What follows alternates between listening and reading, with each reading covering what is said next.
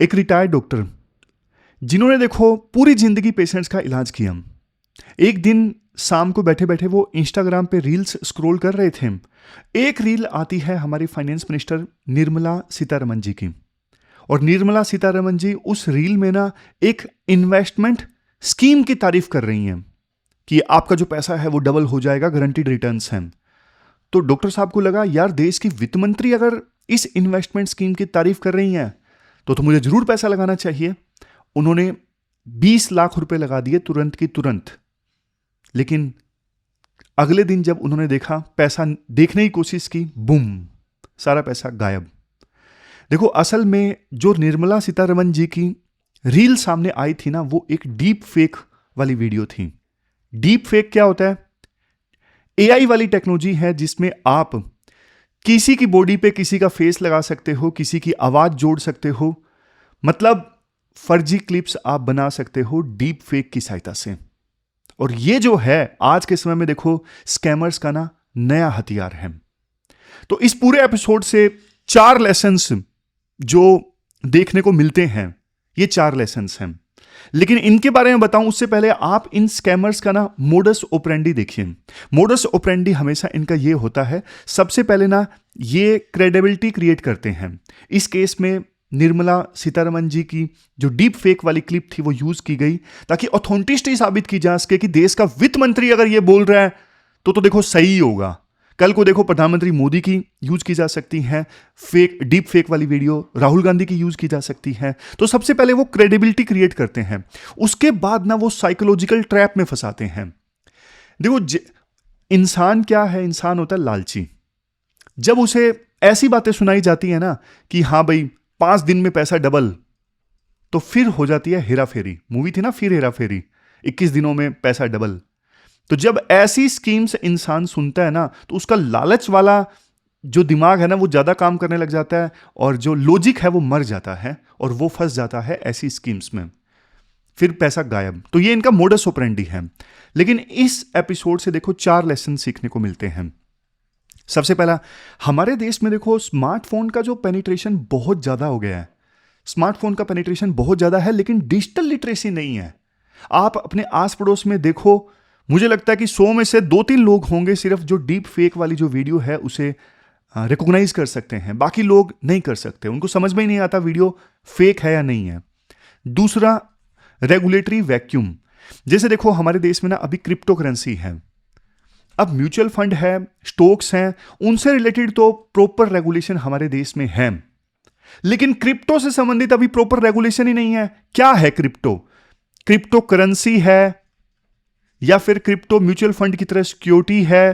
क्या है? अगर करेंसी है तो देखो आरबीआई रेगुलेट करेगा, सिक्योरिटी है तो फिर सेबी रेगुलेट करेगा, स्टॉक्स की तरह, म्यूचुअल फंड्स की तरह। लेकिन सरकार ने क्लैरिफाई नहीं किया कि है क्या क्रिप्टो करेंसी। ग्रे एरिया है जिसका जो फायदा है वो अभी स्कैमर्स उठा रहे हैं। तीसरा, एआई टेक्नोलॉजी। स्कैमर्स के पास में नया हथियार है एआई। तो सरकार को देखो बहुत संभल के चलना होगा, जनता को बहुत संभल के चलना होगा, क्योंकि हमारे देश में अभी भी डिजिटल लिटरेसी देखो बहुत कम है। नेक्स्ट है प्लेटफॉर्म इन एक्शन। इस पॉइंट पे मैं जोर देता हूं। ये जो प्लेटफॉर्म है ना, चाहे फेसबुक है, ट्विटर है, जहां इंस्टाग्राम है, जहां से ये जो स्कैमर्स हैं मुर्गे फंसाते हैं, ये जो प्लेटफॉर्म्स है ना, ये देखो स्तुरमुर्ग की तरह ना अपनी गर्दन मिट्टी के नीचे दबोच के रखते हैं। अब आप एक बात बताओ, जब इन्हें बोलो ना कि स्कैमर आपके प्लेटफॉर्म पे घूम रहे हैं, भैया रोको, ये बोलते हैं हमने रिपोर्ट करने का मैकेनिज्म दिया तो है, जिसके साथ में फ्रॉड हुआ है वो फॉर्म भर दे और हमें बता दे। अबे लल्लू लोगों, जब फ्रॉड हो गया उसके बाद आप बोल रहे हो कि बता दो। आप एक बात बताओ, एक मॉल है, शॉपिंग मॉल में आप जाते हो शॉपिंग के लिए, वहां पे खुलेआम गुंडे घूम रहे हैं। अब आप वो मॉल वाला मालिक ये बोल रहा है कि जब आपके साथ में फ्रॉड हो जाए, गुंडे आपको लूट लें तो हमें बता दो। ओ भाई, गुंडे घूम रहे हैं आपके मॉल में, आप उनको रोक लो ना, पहले ही रोक लो। आप इंतजार क्यों कर रहे हो कि जो गुंडे घूम रहे हैं वो किसी को लूटेंगे, फिर लूटने वाला जो लूटा गया है वो आपको बताएगा और आप एक्शन लोगे? ये कोई बात हुई यार? तो इसलिए ना ये जो प्लेटफॉर्म है ये एक्शन लेते नहीं है। क्यों नहीं लेते? उसके भी 2 रीजन है क्यों नहीं लेते। सबसे पहले स्केल की प्रॉब्लम है। इतनी ज़्यादा वीडियोस अपलोड होती हैं, इतना भारी भरकम कंटेंट अपलोड होता है, तो प्लेटफॉर्म्स के पास में कैपेसिटी नहीं, कम है। ये इनका कहना है प्लेटफॉर्म्स का कि हमारे पास कैपेसिटी कम है, कंटेंट ज़्यादा है, हम देख नहीं पाते कौन सा कंटेंट फर्जी है कौन सा नहीं है।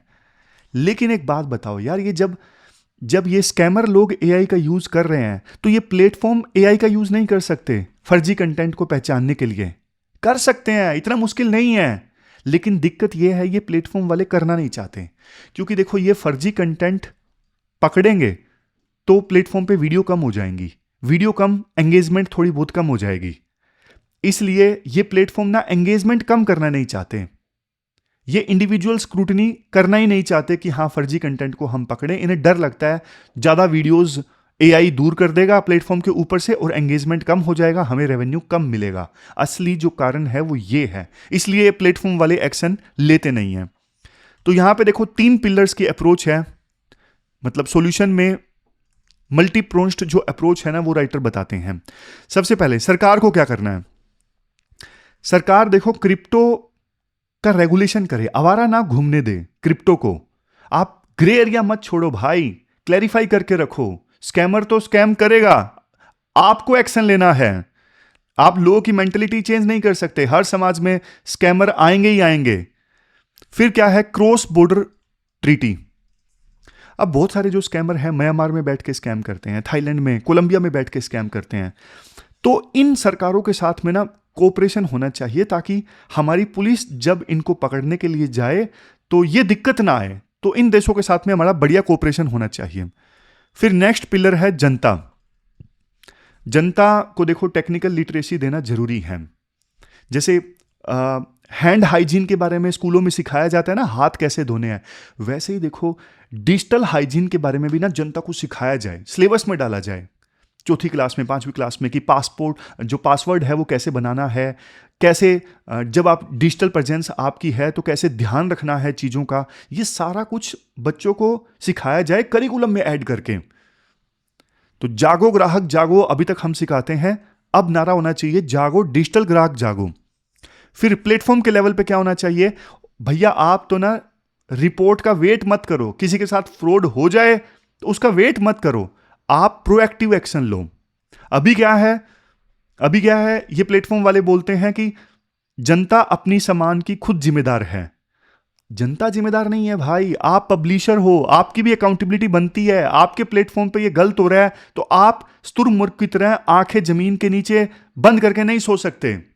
समझ रहे हो? आप पब्लिशर हो, आपके प्लेटफॉर्म पे गलत कंटेंट अगर पब्लिश हो रहा है तो वो आपकी भी जिम्मेदारी है। तो अकाउंटेबिलिटी ना फिक्स करनी होगी। अभी यूजर के ऊपर अकाउंटेबिलिटी है, प्लेटफॉर्म के ऊपर अकाउंटेबिलिटी आनी चाहिए। अब ये तर्क नहीं चलेगा हम सिर्फ प्लेटफॉर्म हैं।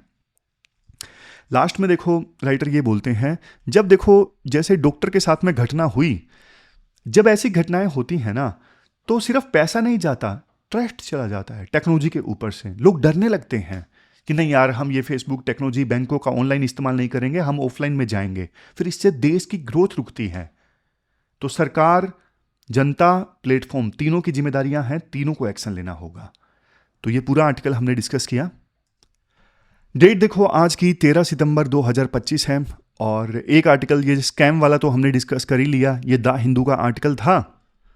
इसके अलावा 2 और आर्टिकल्स आज हम डिस्कस करेंगे। एक माइक्रो फाइनेंस वाला डिस्कस करेंगे। हमारे देश में ना माइक्रो फाइनेंस मूवमेंट को स्टार्ट हुए 50 साल पूरे हो चुके हैं। तो बिल्कुल बेसिक्स के साथ में ये पूरा आपको समझाऊंगा माइक्रो फाइनेंस मूवमेंट वाला आर्टिकल, ताकि आपका ना जीएस पेपर सेकंड गवर्नेंस में जो टॉपिक है वो कंप्लीट हो जाए। फिर तीसरा आर्टिकल आज हम डिस्कस करेंगे। सरकार ने ना एक एग्जम्पशन ऑर्डर पास किया है उन लोगों के लिए जो बिना पासपोर्ट, बिना वीजा के भागकर इंडिया में आ गए थे। क्या है वो एग्जम्पशन ऑर्डर, वो भी डिटेल से डिस्कस करेंगे। चलिए डिस्कशन स्टार्ट करते हैं। इसके बाद नेक्स्ट आर्टिकल देखो माइक्रो फाइनेंस से संबंधित है। हमारे देश में माइक्रो फाइनेंस मूवमेंट को ना 50 साल पूरे हो गए हैं। तो जीएस पेपर 2 गवर्नेंस में ना माइक्रो फाइनेंस टॉपिक है, वहां से आप इस आर्टिकल को रिलेट कर सकते हो। देखो सबसे पहले ना मैं आपको एक बैकग्राउंड बताना चाहता हूँ। एक सेकंड, मैं सामान हटा लूँ यहाँ से। हाँ अब ठीक है। मैं आपको ना एक बैकग्राउंड बताना चाहता हूँ, हम क्यों कह रहे हैं कि हमारे देश में माइक्रो फाइनेंस मूवमेंट को 50 साल पूरे हो गए। आपने ना इला भट्ट का नाम सुना होगा। इला भट्ट, नहीं सुना तो मैं आपको बता देता हूं। वकील थी और अहमदाबाद टेक्सटाइल लेबर एसोसिएशन में काम करती थी। Ahmedabad textile labour association. अब टेक्सटाइल मिल में जो महिलाएं काम करती ना, उनकी प्रॉब्लम्स को इला भट्ट ने बहुत क्लोजली देखा था। लेकिन इला भट्ट ज्यादा कंसर्न थी उन वुमेन वर्कर्स के लिए जो सेल्फ एम्प्लॉयड थी, मतलब जिनका कोई एम्प्लॉयर नहीं था, जैसे छोटे व्यापारी, स्ट्रीट वेंडर्स, कार्ट को पुल करने वाली महिलाएं, या फिर बीड़ी बनाने वाली, सर पर सामान ढोने वाली। तो ये सब जो सेल्फ एम्प्लॉयड महिलाएं थी ना तो इनकी कोई यूनियन थी और ना ही इनका कोई ऑर्गेनाइजेशन थी, ना कोई संगठन था, ना कोई सोशल सिक्योरिटी थी, ना कोई एम्प्लॉयर था, ना इनकी जॉब सिक्योर थी। तो इला भट्ट चाहती थी कि मैं ऐसी महिलाओं के लिए कुछ करूं। तो इला भट्ट ने ना 1972 में ऐसी महिलाओं के लिए ना अलग से एक संगठन बना दिया। 1972 में अलग से एक संगठन बना दिया जिसका नाम था सेवा मतलब self employed women association. Self employed women association. M क्या था? एम ये था जो सेल्फ एम्प्लॉयड वुमेन वर्कर्स है ना, उनको ऑर्गेनाइज करना सेल्फ रिलायंस के लिए और एम्प्लॉयमेंट के लिए। तो इनका जो इला भट्ट का आइडिया था, देखो काफी ज्यादा यूनिक था, क्योंकि जनरली ट्रेड यूनियन तो आपको पता है, ट्रेड यूनियन तो किन के लिए बनती हैं? फैक्ट्री में काम करने वाले वर्कर्स के लिए ट्रेड यूनियन बनती थी। लेकिन इला भट्ट ने ऑर्गेनाइज किया स्ट्रीट वेंडर्स को, छोटे छोटे वुमेन कारीगरों को और स्ट्रीट वेंडर्स को, इनको ऑर्गेनाइज किया इला भट्ट ने। चलो ऑर्गेनाइज तो कर दिया, उसके बाद क्या हुआ? उसके बाद देखो इला भट्ट ने ये देखा, जब ये सेल्फ एम्प्लॉयड वुमेन वर्कर्स जब काम स्टार्ट करती है ना, तो इसके लिए इन्हें चाहिए पैसा। लेकिन जब वो बैंकों के दरवाजे पर जाते हैं तो बैंक इन्हें भगा देते हैं। बैंक बोलते हैं गिरवी रखने के लिए कुछ है? वो महिलाएं बोलती हैं सेल्फ एम्प्लॉयड की कुछ नहीं है, गिरवी रखने के लिए कुछ नहीं है, जमीन है ही नहीं हमारे नाम पे, पति के नाम पे है। तो बैंक उनको भगा देते, फॉर्मल बैंक उन्हें लोन नहीं देते। इसलिए ना उन सेल्फ एम्प्लॉयड महिलाओं को मजबूरी में जाना पड़ता मनी लेंडर्स के पास में, साहूकारों के पास में। और मनी लेंडर्स आपको पता है बहुत बेकार होते हैं, बहुत ज्यादा इंटरेस्ट लेते हैं, 200-300% इंटरेस्ट लेते हैं। तो मनी लेंडर से लोन लेने के बाद में जो वुमेन वर्कर्स थी वो डेट ट्रैप में फंस जाती थी। मतलब इतना तो कमाया नहीं जितना पुराना ब्याज जो लिया है उसका इंटरेस्ट चुकाने में पैसा दे दिया। तो इला भट्ट ने बोला, अगर देखो सेल्फ एम्प्लॉयड महिलाओं को आगे बढ़ना है ना, तो उनके लिए एक ऐसा बैंक होना चाहिए जो उनकी लैंग्वेज समझे और उनके स्केल पे काम करे। तो यहीं से शुरुआत होती है एक बैंक की 1974 में, जिसका नाम था self employed women association cooperative bank. Simple भाषा में आप बोल दो सेवा कोऑपरेटिव बैंक। सेवा कोऑपरेटिव बैंक की शुरुआत हो जाती है 1974 में। और सेवा ऑर्गेनाइजेशन कब बनी थी? ये 72 में बन गई थी। बैंक कब बना? 2 साल बाद बना। तो 1974 में क्या किया इला भट्ट ने? 4,000 जो वुमेन वर्कर्स थी ना सेल्फ एम्प्लॉयड वाली, उनको लिया और सबको बोला कि आप 10-10 रुपए अपनी जेब से डालिए। और सबने 10-10 रुपए अपनी जेब से डाले और बन गया कोऑपरेटिव बैंक। नाम क्या रखा? नाम रखा श्री महिला सेवा सहकारी बैंक। श्री महिला सेवा सरकारी बैंक, ये नाम रखा गया था। तो ये जो बैंक था ना, ये बैंक था bank by the woman, for the woman, of the woman. ये जो सेवा बैंक था, ये देखो फॉर्मली यानी औपचारिक रूप से रजिस्टर हुआ था कोऑपरेटिव लॉ के अंडर। समझ गए? मतलब ड्यूल रेगुलेशन है इस बैंक का, आरबीआई प्लस में स्टेट गवर्नमेंट दोनों के अंडर ऑपरेट करता है ये सेवा बैंक। काम बैंक का मिशन क्या है? मिशन देखो ये है, जो गरीब सेल्फ एम्प्लॉयड महिलाएं हैं ना, उनको इजी लोन देना बिना कोई चीज गिरवी रखवाए। इसके अलावा महिलाओं को एंकरेज करना कि वो अपना पैसा सेव करें, महिलाओं को फाइनेंशियल लिटरेसी प्रोवाइड करना। तो ये जो सेवा बैंक था ना, सेवा बैंक ने देखो हजारों सेल्फ एम्प्लॉयड महिलाओं को ना मनी लेंडर्स के चुंगल से आजाद करवाया। तो इस बैंक का स्टार्ट होना, इसे देखो हमारे देश में ना एक माइक्रो फाइनेंस मूवमेंट के तौर पे माना जाता है। यहां से माइक्रो फाइनेंस की मूवमेंट स्टार्ट हो गई। आप बोलोगे सर सेवा बैंक का तो समझ में आ गया, ये माइक्रो फाइनेंस क्या है और ये क्या मूवमेंट है? देखो, माइक्रो फाइनेंस आप समझने की कोशिश कीजिए। दो शब्दों से मिलकर बना है, माइक्रो प्लस में फाइनेंस। माइक्रो प्लस में फाइनेंस मतलब छोटा पैसा, छोटा पैसा। इसका मतलब देखो ये है कि कई बार गरीब लोगों को बिल्कुल छोटा लोन चाहिए होता है ना, 10,000 का, 20,000 का। अब बड़े बैंक आपको पता है कोई चीज गिरवी रखवाते हैं, कोलेटरल रखवाते हैं, तब जाके उनको लोन मिलता है। बट ये जो माइक्रो फाइनेंस वाले इंस्टीट्यूशंस है ना, बैंकों की तरह ही काम करते हैं, लेकिन थोड़ा गरीब लोगों के लिए छोटा लोन देते हैं। मान लीजिए कोई आंटी है, सिलाई मशीन परचेज करना चाहती है 5,000 की। एसबीआई जाएगी, मैनेजर बोलेगा आंटी सिक्योरिटी क्या है, क्या दोगी, गिरवी क्या रखोगी? आंटी कहती है बेटा कुछ नहीं है। तो बैंक मैनेजर कहता है चले जाओ यहां से, हम नहीं देंगे। स्टोरी खत्म। लेकिन स्टोरी खत्म नहीं होती, इसी बीच एंट्री होती है माइक्रो फाइनेंस इंस्टीट्यूशंस की। माइक्रो फाइनेंस इंस्टीट्यूशन का मैनेजर बोलता है आंटी आप ले जाओ, 10,000 रुपए ले जाओ, कोई दिक्कत नहीं है। आप 10 औरतों का एक ग्रुप बनाओ, हम आप सबको लोन देंगे बिना सिक्योरिटी के। लेकिन माइक्रो फाइनेंस सिर्फ देखो इतना नहीं करता, वो बोलता है आंटी को कि आंटी हम आपको ना ट्रेनिंग भी देंगे, आप जो पैसा कमाओगे थोड़ा बहुत उसको डिपॉजिट भी हम कर लेंगे, कोई दिक्कत नहीं है। इंश्योरेंस भी हम आपके बिजनेस का करवा देंगे। मतलब गरीब लोगों को सर्व करने के लिए है ये माइक्रो फाइनेंस की व्यवस्था।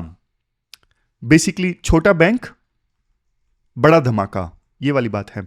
तो 50 साल हो गए इस मूवमेंट को स्टार्ट हुए, और इस मूवमेंट ने देखो इंपैक्ट बहुत ज्यादा डाला है। जैसे इंपैक्ट की बात करें, सबसे पहले है पॉवर्टी एलिविएशन, मतलब गरीबी खत्म करने में बहुत इंपैक्ट डाला है। नाबार्ड का नाम आपने सुना होगा। नाबार्ड क्या है? नाबार्ड देखो रूरल फाइनेंस प्रोवाइड करता है। मतलब नाबार्ड खुद कस्टमर्स को लोन नहीं देता, नाबार्ड उन संस्थानों को लोन देता है जो फर्दर फिर रूरल एरियाज में लोन बांटते हैं। जैसे कोई एबीसी माइक्रो फाइनेंस इंस्टीट्यूशन है, गरीब लोगों को लोन बांटता है रूरल एरिया में, तो उस एबीसी संस्थान को पैसा दिया जाएगा नाबार्ड के द्वारा। समझ गए? मतलब गरीब लोगों के जो बैंक होते हैं उनको पैसा दिया जाता है नाबार्ड के द्वारा। बिग डैडी है रूरल फाइनेंस का। तो ना नाबार्ड ने एक प्रोग्राम चलाया था, प्रोग्राम का नाम था self help group bank linkage programme. मैं हटा देता हूं ताकि आपको ये समझ में आए। एक सेकंड रुक जाइए। हाँ ठीक है। तो कौन सा प्रोग्राम चलाया था? Self help group bank linkage programme. ये दुनिया का देखो सबसे बड़ा माइक्रो फाइनेंस प्रोग्राम है। मतलब नाबार्ड ने इस प्रोग्राम के लिए पैसा दिया, लेकिन इस स्कीम से देखो, इस प्रोग्राम से देखो 17.8 करोड़ हाउस होल्ड्स को फायदा हुआ, 144 लाख सेल्फ हेल्प ग्रुप्स को फायदा हुआ। सेल्फ हेल्प ग्रुप समझते हो ना, जैसे 8-10 महिलाएं हैं, उन्होंने मिलके ग्रुप बना लिया। अब ये जो ग्रुप है आपस में बिजनेस करता है या फिर आपस में मिलके सेविंग करता है, मतलब मिलके काम करता है। महिलाओं का ग्रुप होता है खास करके सेल्फ हेल्प ग्रुप, जो सेविंग की आदतें डालता है। और सेल्फ हेल्प ग्रुप अगर देखो सिंगल महिलाएं लोन लेने जाएं तो नहीं मिलेगा, लेकिन 8-10 महिलाओं का ग्रुप लोन लेने जाएं तो मिल जाएगा, क्योंकि ज्वाइंट लायबिलिटी आती है, ज्वाइंट लायबिलिटी आती है। फिर उसके बाद में एंटरप्रेन्योरशिप प्रमोशन। देखो हम सब ना शार्क टैंक देखते हैं, बड़े बड़े आइडियाज, बट असली इंडिया देखो छोटे छोटे बिजनेसेस में है। आर्टिकल कहता है 46% जो माइक्रो फाइनेंस लोन्स है ना, उन परिवारों को मिलते हैं जिनकी इनकम 20,000 से कम है। किसके लिए? वर्किंग कैपिटल के लिए। अब आप सोच के देखिए, वो सिलाई मशीन वाली आंटी, उन्होंने मशीन तो ले ली, लेकिन उनको वर्किंग कैपिटल भी चाहिए। उनको मशीन चलाने के लिए धागा चाहिए, सुई चाहिए, कपड़े चाहिए। वो कहां से आएगा? मतलब रोज का खर्चा, इसको वर्किंग कैपिटल बोलते हैं। तो माइक्रो फाइनेंस उनको ये सब प्रोवाइड करता है, वर्किंग कैपिटल भी प्रोवाइड करता है छोटे बिजनेसेस को, ताकि उनका काम रुके नहीं, उनका काम चलता जाए। तो ये फायदा हुआ है। फिर इसके बाद आता है तीसरा बड़ा इंपैक्ट माइक्रो फाइनेंस का। तीसरा बड़ा इंपैक्ट हुआ है इंपावरमेंट ऑफ वुमेन। डेटा देखो ये कहता है 80% सॉरी 80 नहीं 88% सेल्फ हेल्प ग्रुप्स जो इन बैंकों से जुड़े हैं ना, दे आर वुमेन लेड। सोच के देखो 88%। तो मतलब माइक्रो फाइनेंस मूवमेंट से ना, माइक्रो फाइनेंस मूवमेंट से महिलाओं का बहुत इंपावरमेंट हुआ है। क्योंकि माइक्रो फाइनेंस इंस्टीट्यूशंस जो हैं, जैसे सेवा बैंक है या फिर स्मॉल उज्जीवन कौन सा बैंक है, बहुत सारे बैंक है, बंधन बैंक था पहले। तो ये जितने भी माइक्रो फाइनेंस संस्थान है ना, ये जिन सेल्फ हेल्प ग्रुप्स को लोन देते हैं ना, उसमें से 88% वुमेन लेड है। कुडुमश्री का एग्जांपल मैंने कल भी आपको दिया था। तो इससे महिलाओं का इंपावरमेंट होता है। फिर नेक्स्ट है फाइनेंशियल इंक्लूजन। मतलब देखो बड़े बैंक जहां पे फेल हो जाते हैं ना, माइक्रो फाइनेंस इंस्टीट्यूशंस वहां पे अपना गेम शुरू करते हैं, तो वो गैप को फिल कर देते हैं। पिछले 10 साल में इनके जो क्लाइंट्स हैं वो बढ़ के 140 मिलियन फैमिलीज हो गए हैं। सोचो कितने लोग। ये वो लोग हैं जो पहले आर्थिक रूप से ना बिल्कुल इनविजिबल थे, लेकिन अब माइक्रो फाइनेंस इंस्टीट्यूशंस ने अपनी सर्विसेज इनको दी, तो ये फाइनेंशियली विजिबल हो गए हैं। इनको फाइनेंशियल आइडेंटिटी मिली है इन फैमिलीज को। समझ गए। फिर नेक्स्ट है सोशल इंपैक्ट। हाँ, उज्जीवन है जिसकी बात मैं कर रहा था, उज्जीवन स्मॉल फाइनेंस बैंक। अब इनका एक इनिशिएटिव है छोटे कदम।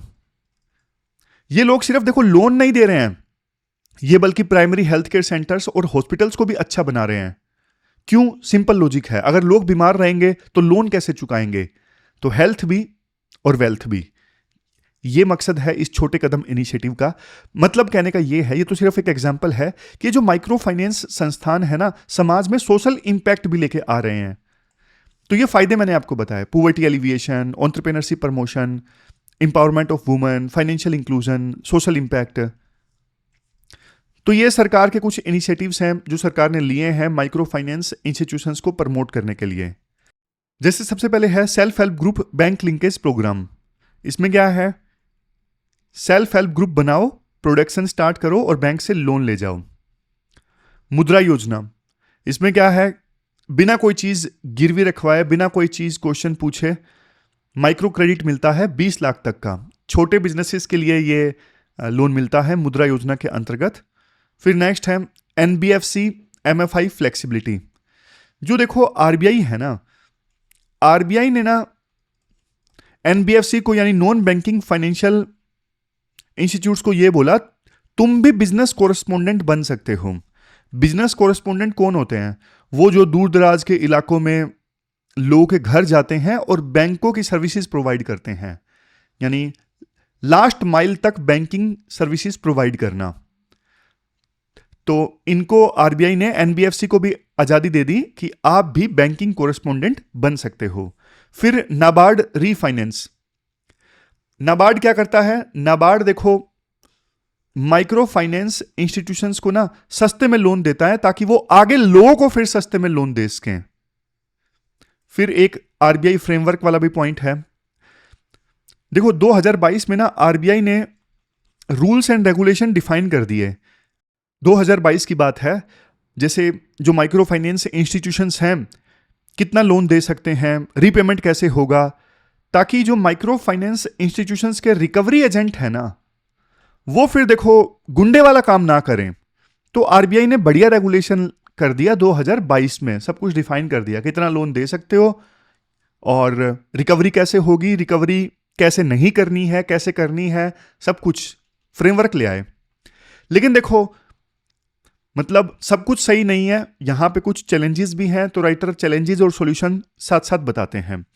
जैसे देखो प्रॉब्लम नंबर 1 ये है, कई बार ना एक ही आदमी 4-5 अलग अलग माइक्रो फाइनेंस इंस्टीट्यूशन से लोन ले लेता है, फिर उसके ऊपर कर्ज का जो बोझ है वो बहुत ज्यादा बढ़ जाता है, वो कर्ज के जाल में फंस जाता है। समझ गए? ओवर डेटनेस, इनडेटनेस, फिर वो सुसाइड कर लेता है। तो इसका सॉल्यूशन ये है, लेंडर्स की ना लिमिट कर दो, लेंडर्स को लिमिट कर दो। एक बोरोवर जो है मैक्सिमम 3 लेंडर से लोन ले सकता है, इससे ज्यादा नहीं। मतलब समझ गए? सिंपल एंड इफेक्टिव सॉल्यूशन है। कोई पर्सन ऐसा नहीं कि 6-7 माइक्रो फाइनेंस इंस्टीट्यूशन से लोन लेके बैठा हो, लिमिट फिक्स कर दो, सिर्फ 3 लैंडर से लोन ले सकता है, इससे ज़्यादा नहीं।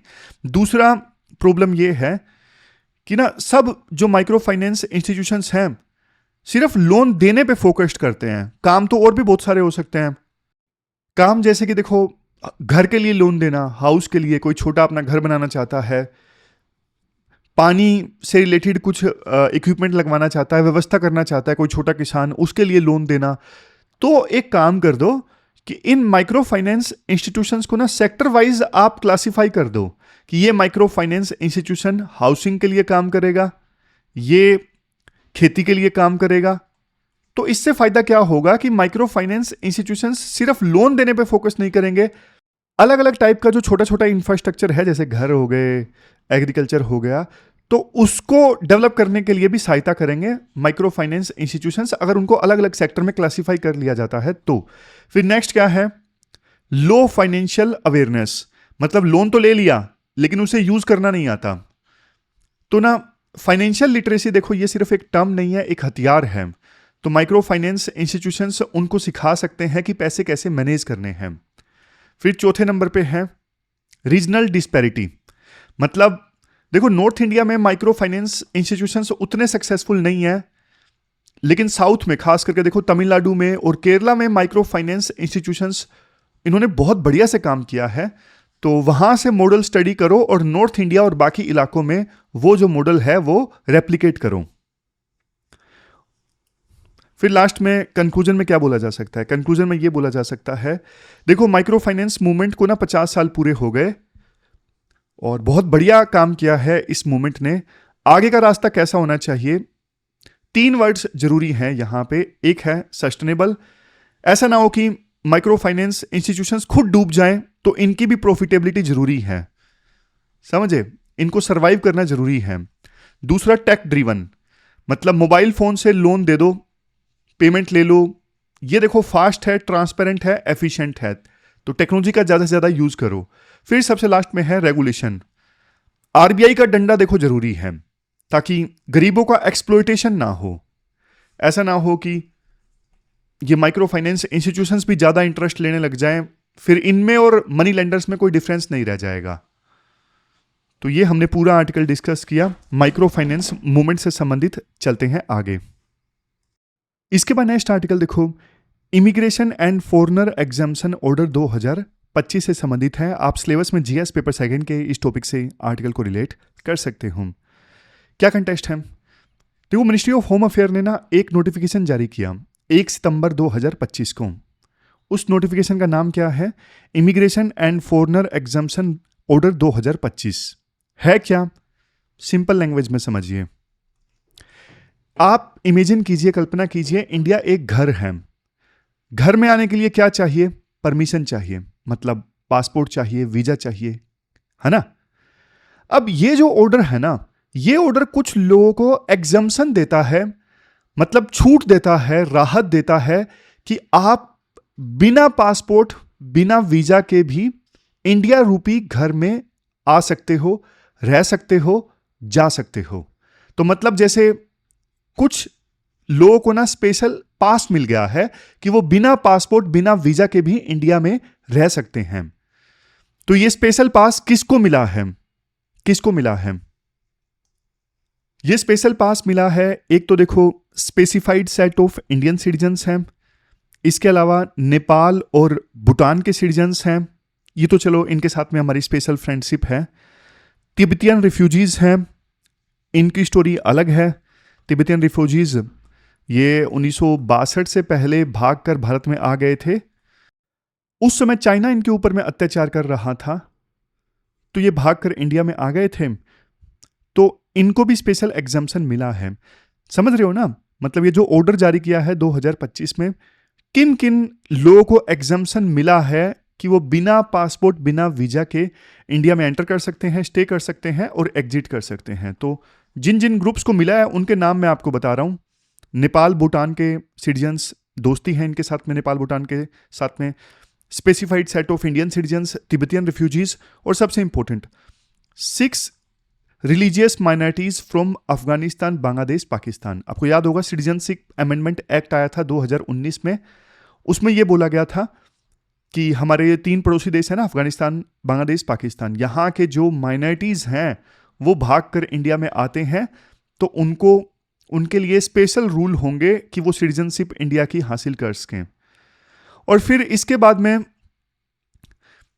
जिनके लिए ये आर्टिकल स्पेशल लिखा गया है, लास्ट ग्रुप है श्रीलंकन तमिल्स का। श्रीलंकन तमिल्स पे फोकस किया गया है इस आर्टिकल में। थोड़ा सा मैं स्टोरी आपको बता देता हूं, फ्लैशबैक में ले जाता हूं। 1983 की बात है। देखो, श्रीलंका में ना 2 मेजर कम्युनिटीज हैं। एक है सिन्हालीज, जो मेजोरिटी कम्युनिटी है वहां पे, सिन्हालीज, और दूसरी है तमिल्स, हिंदू माइनॉरिटी। आजादी के बाद ना श्रीलंका को जैसे ही आजादी मिली, उसके बाद से ही टेंशंस रही श्रीलंका में इन दोनों कम्युनिटीज के बीच में। क्योंकि जैसे इंडिया में हिंदू मुस्लिम्स के बीच में डिवाइड एंड रूल की रणनीति अपनाई ना अंग्रेजों ने, श्रीलंका में भी सिन्हालीज और तमिल्स के बीच में डिवाइड एंड रूल की रणनीति अपनाई। तो आजादी के बाद से ही टेंशंस थी।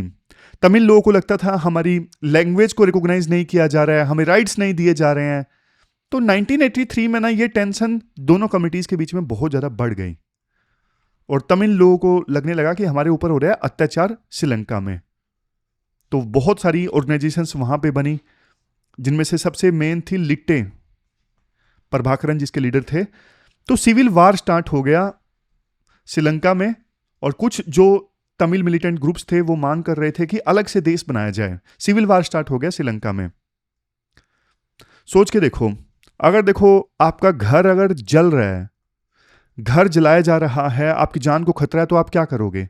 आप भाग जाओगे अपना घर छोड़ के जान बचाने के लिए। तो बहुत सारे जो तमिल माइनॉरिटीज थे ना श्रीलंका में, उन्होंने भी वैसा ही किया। वो श्रीलंका छोड़ के भाग गए, और कहां पे आ गए? बहुत सारे आ गए तमिलनाडु में। ऐसा क्यों? क्योंकि देखो, एक तो श्रीलंका के नजदीक था तमिलनाडु, ज्योग्राफिकल प्रोक्सिमिटी थी। दूसरा कल्चरल कनेक्शन भी था, तमिल भाई भाई, सेम लैंग्वेज, सेम कल्चर। तो लाखों लोग ना श्रीलंका छोड़ के बोट से जैसे तैसे करके अपनी जान बचाकर इंडिया आ गए। तब से देखो 30 साल से ज्यादा हो गए वो तमिलनाडु में ना कैंप्स में रह रहे हैं। वो तमिलनाडु में रह रहे हैं कैंप्स में, और एक अजीब सी जिंदगी है, ना वो इधर के हैं ना उधर के हैं। तो ये सिचुएशन है उनकी। ये मैंने आपको पूरा बैकग्राउंड बता दिया। अब आप ऑर्डर पे आइए, फिर से ऑर्डर पे आइए, जो सरकार ने ऑर्डर दिया है, immigration and foreigner exemption order 2025। ये ऑर्डर जो है वो ऐसे श्रीलंकन रिफ्यूजीज के लिए भी है जो वहां से सिविल वार से बच के भाग के इंडिया में आ गए थे, और तब से लेके अभी तक वो कैंप्स में रह रहे हैं। तो ऐसे ग्रुप के लिए भी ये ऑर्डर है। तो राइटर बोलते हैं, इससे देखो उन श्रीलंकन रिफ्यूजीज को जो तमिलनाडु में रह रहे हैं ना, उनको कुछ रिलीफ तो मिलेगी, क्योंकि ऑर्डर प्रोटेक्ट करता है, उनको फोर्सफुली रिपैट्रिएट नहीं किया जाएगा श्रीलंका में, यानी फोर्सफुली वापस श्रीलंका में नहीं भेजा जाएगा। अब थोड़ी बहुत राहत उन्हें मिली है, जो तलवार लटकी हुई थी वो हट गई है। लेकिन इसमें भी एक कंडीशन है कि जो श्रीलंकन तमिल रिफ्यूजीज 9 जनवरी 2015 से पहले इंडिया में आ गए थे ना, उनको ये छूट मिली है। और जिन्होंने खुद को रजिस्टर करवाया था उस समय, मतलब 9 जनवरी 2015 से पहले आ गए और उन्होंने अपने आप को इंडिया में रजिस्टर करवा लिया, तो उनको ये छूट मिली है, बाकियों को नहीं मिली है। तो इस ऑर्डर से ना एक प्रकार से ना इनडायरेक्टली सरकार ने श्रीलंकन रिफ्यूजीज को बोल दिया है, जो भी एलिजिबल श्रीलंकन रिफ्यूजीज हैं, कि आप सेफ हैं इंडिया में, आपको फोर्सफुली वापस नहीं भेजा जाएगा। लेकिन देखो यहां पे ना राइटर बोलते हैं ये थोड़ा सा रिलीफ है, हवा का ठंडा झोंका है, लेकिन ऐसा नहीं कि बिल्कुल ही राहत दे दी है सरकार ने इन श्रीलंकन रिफ्यूजीज को। मतलब प्रॉब्लम है अभी भी। प्रॉब्लम क्या है? जैसे देखो मेनली 3 प्रॉब्लम्स का जिक्र किया जाता है राइटर के द्वारा, एक एक करके आपको बताता हूं। प्रॉब्लम नंबर 1 क्या है? प्रॉब्लम नंबर 1 देखो ये है illegal migrant tag. Illegal migrant tag तो इनके ऊपर लगा हुआ है ना अभी भी, इस ऑर्डर के बाद भी। ये जो टैग है ना इल्लीगल माइग्रेंट वाला, इनका सबसे बड़ा दुश्मन है। क्योंकि देखो ये लोग ना बिना वैलिड डॉक्यूमेंट्स के आए थे, मजबूरी में आए थे, बट कानून तो कानून है।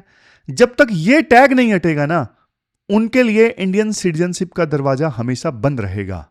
कैसे? क्योंकि देखो हमारा जो सिटीजनशिप एक्ट 1955 है ना, सिटीजनशिप एक्ट 1955 दो तरीकों से सिटीजनशिप देता है। सेक्शन 5 बोलता है कि ना आप रजिस्ट्रेशन करवा सकते हो इंडिया में सिटीजनशिप का, ये उन लोगों के लिए है जिनका ओरिजिन इंडिया से है, जिनका ओरिजिन इंडिया से है। ये पहला तरीका है सेक्शन 5 के अंडर। दूसरा सेक्शन 6, ओरिजिन इंडिया से समझ रहे हो ना, जिनके मान लीजिए बाप दादा वो इंडिया से थे, और पर्टिकुलर थ्रेशोल्ड डेट्स भी हैं, उतना डिटेल में अभी हम नहीं जा रहे हैं, लेकिन जिनके पूर्वज इंडिया से थे उनके लिए है ये सेक्शन 5। फिर सेक्शन 6 बाय नेचुरलाइजेशन। नेचुरलाइजेशन मतलब अगर आपने ना लंबा समय इंडिया में गुजारा है तो भी आप इंडिया में सिटीजनशिप के लिए सिटीजनशिप के लिए अप्लाई कर सकते हो।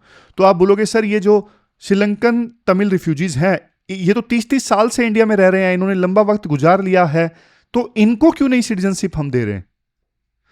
तो राइटर क्या बोलते हैं, ये तो फैक्ट है कि ये जो श्रीलंकन रिफ्यूजीज है ना, ये देखो बिना डॉक्यूमेंट्स के इंडिया में आए थे, बिना कुछ डॉक्यूमेंट्स के।